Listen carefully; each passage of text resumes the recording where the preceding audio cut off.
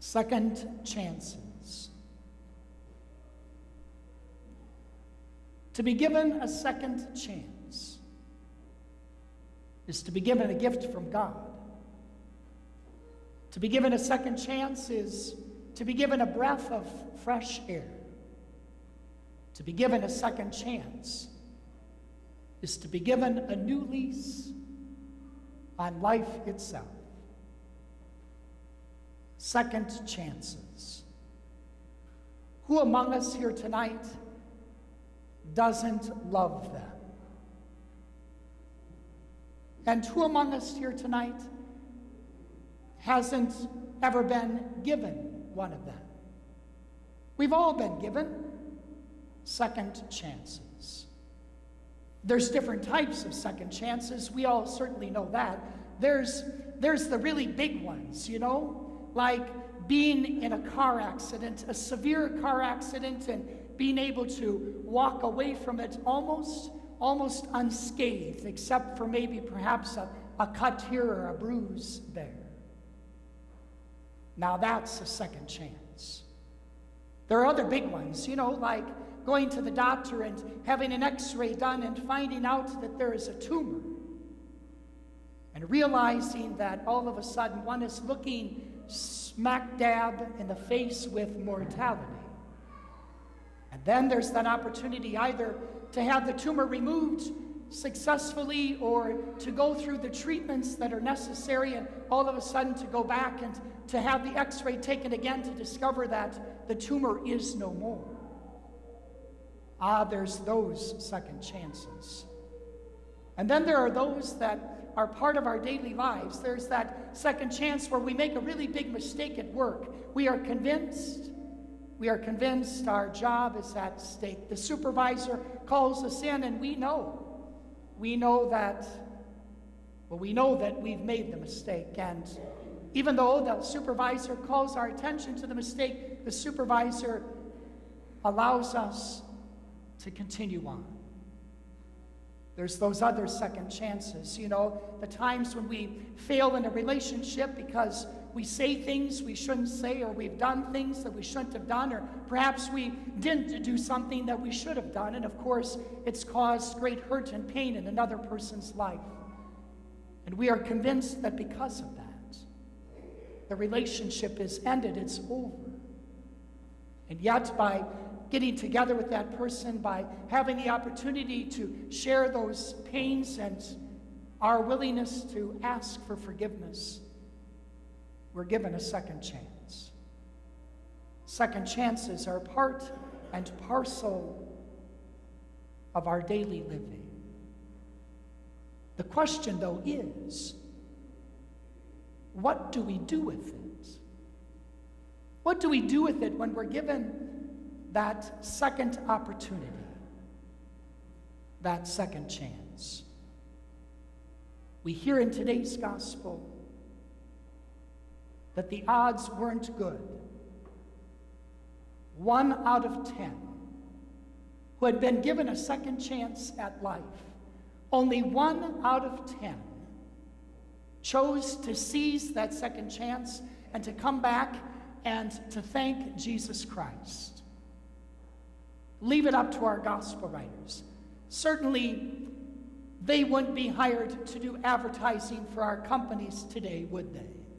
After all, the toothpaste company would never advertise that 1 out of 10 dentists recommends this, would they? No, it's always 9 out of 10.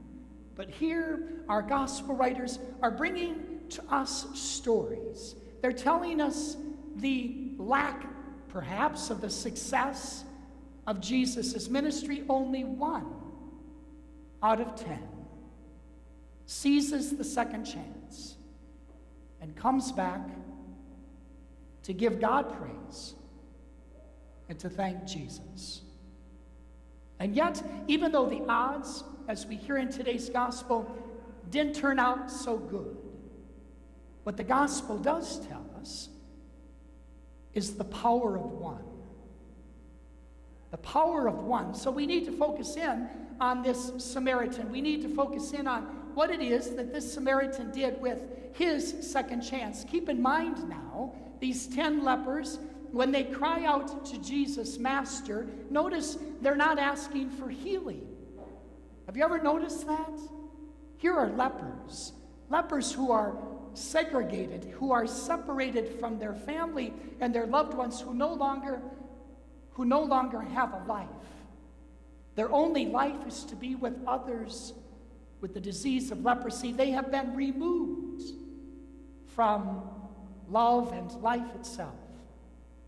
So as Jesus passes by, notice as they cry out to him, they don't even ask for healing, because in their minds and in their hearts, they've already given up. They realize there is no more hope. There isn't another lease on life. There isn't the opportunity for the breath of fresh air. It is what it is for them. They're convinced that leprosy is their state of life, and so what they cry out for is they cry out for mercy. Master, have pity. Have mercy on us. The lepers are simply asking that Jesus, on his way, would simply acknowledge them, would understand them, would give them a moment of his time. But Jesus gives them more than that. He gives them more than a moment. He gives them more than just a glancing eye. No, he gives them an instruction. Go show yourselves to the priests, and that will be sufficient. Jesus not only gives them pity, he not only gives them mercy, he gives to them healing. He gives to them a cure. He gives them their life back again, and they've been given a second chance. So the Samaritan does 3 things with that second chance, and it's important for you and I to follow those 3 things. First of all, the Samaritan gives praise to God. Secondly, the Samaritan thanks Jesus by falling down at his feet. Thirdly, the Samaritan follows the way of Jesus Christ. 3 things: give praise to God, thank Jesus, and follow along his way. Those are the 3 ways in which the Samaritan took this second chance and seized it, grabbed it, embraced it, and then chose to go forth to live it. To give praise to God, my friends, begins with you and I recognizing the false advertisement whenever we see a sign that says lease to own or rent to own. Those signs might be applicable to a home or a piece of property or to a thing. But you and I realize that when it comes to our lives, there's no such thing as leasing to own or renting to own. We realize the first step in giving praise to God is to recognize that our life is simply something that we lease.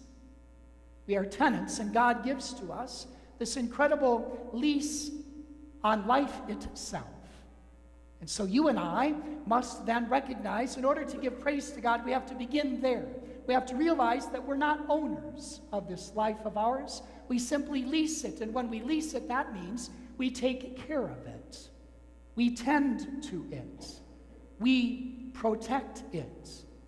And we realize that at the heart of it is mystery, is the very presence of God who is the owner. The very presence, the mystery of God, which is love itself, that is at the heart of that reality. And then, once we realize that, well, then it comes from within us. It comes from the center of our being. Once we realize that we don't own this, but that we simply lease it, and every day that it's given to us to care for is a gift itself, why then, right from the center of our being comes this praise. It's what happened to the Samaritan. He realized that this life, this second chance he had been given, was not something that he earned or that he owned, but rather was given to him by a mystery greater than himself. And so from within comes praise. And then, once we begin by praising God for the mystery that he is in our life, for the source that he is for us each and every day, for the mystery that he bestows upon us, which is his love every single day. Once we praise God for that. Why then we have to secondly thank Jesus Christ, because it's Jesus who is the mediator. He is the medium. He is the channel of that grace that God gives to us each and every day. He is the one who came down here on earth to be that channel of grace between heaven and earth itself. So we go to that channel of grace each and every day, and we thank Jesus Christ for being mercy, for being understanding, for being forgiveness in our life. And once we give praise to God by acknowledging Him as the source of our life, and then we give thanks to Jesus, who is that channel of grace for us, why then there's no other option for you and I but to get up and to go and to follow the way of Jesus Christ, to be that channel of grace, to be that channel of mercy, to be that channel of love, to be that channel of compassion, to be that channel of understanding towards those we meet along the way, on our way to the New Jerusalem. So we gather at this altar, you and I today, and we are given a second chance. But the question still has to be answered. What will we do with it?